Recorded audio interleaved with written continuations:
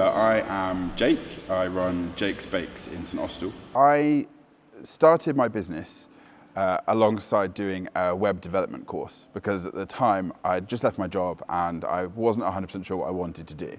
So I was doing a course and I had a bit of spare time around spending my entire life on the computer, creating websites and stuff like that. And then I thought, what would I want to do? And as I said, I've always enjoyed baking and I've always enjoyed the process and always made bits and pieces. And so I kind of was tempted to just give it a go. How I prepare the food sort of depends an awful lot upon what type of food it is. So today, for example, I am making some focaccia, which is like a type of bread.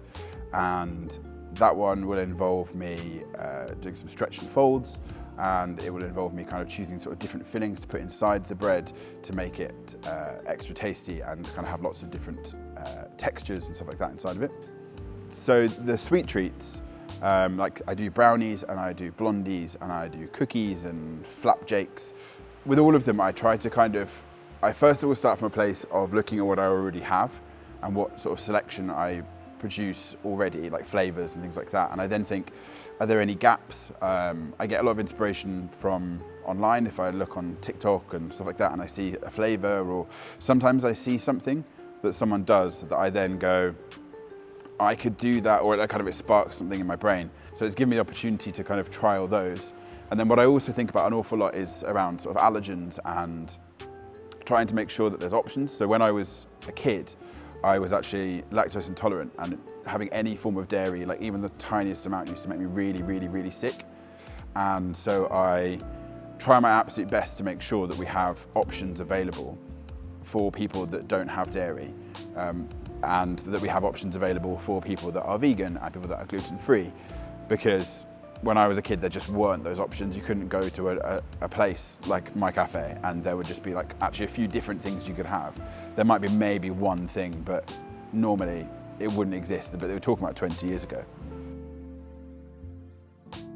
So yeah, when I'm sort of thinking about recipes, I try to kind of think about how I'm gonna sort of supplement what I already do. A lot of the time it's kind of a bit of trial and development, and that's what I really like about what I get to do now, is that I get to kind of think, how do I want to make something, and do I want to commit to making this regularly, or is it going to be something that I make specially? And I get to work on my skills, like making the focaccia, because I can do things that push me out of my comfort zone a little bit that I've never done before.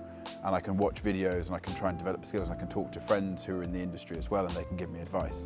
I always try to think of, first of all, what would I really enjoy eating?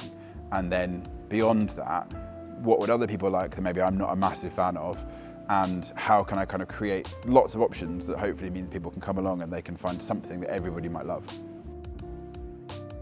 Yeah, kind of as part of that has been kind of working with the town as well to try and kind of change the image of the town and trying to make it somewhere that people kind of want to come to. All we can do is make our town more and more attractive and make our town have higher footfall and have more events and be a place that people speak about really positively, so that if the CEO of Primark or whoever is kind of going, oh, we want to expand in Cornwall, they look at St Austell and they go, oh, this is a really positive town and this is a place where people want to have a business.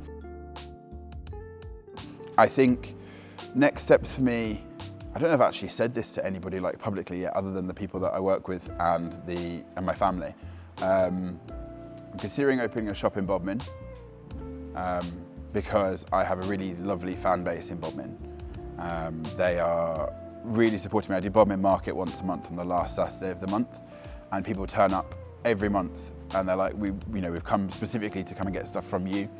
And I've always been really supportive. People come from Bodmin to St Austell as well, which is also really lovely. But yeah, I'd like to grow more online and send more stuff by post to people around the country, because I do that already a bit, but it would be nice to do even more.